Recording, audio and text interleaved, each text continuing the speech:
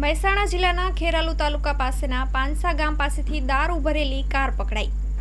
State monitoring cell દ્વારા દારૂ ભરેલી કાર પકડી લેવાઈ છે. એસએમસીની ટીમે પીછો કરતા દારૂ ભરેલી કાર મૂકીને ચાલક નાસી ગયો હતો. 3 લાખ રૂપિયાની કિંમતનો 43 પેટી દારૂ અને કાર સહિત 8 લાખનો મુદ્દામાલ કબજે લેવાયો છે. એસએમસીએ આ મામલે ખેરાલુ પોલીસ સ્ટેશનમાં ફરિયાદ નોંધાવી છે. Report by Mayur Pandya, Mehsana.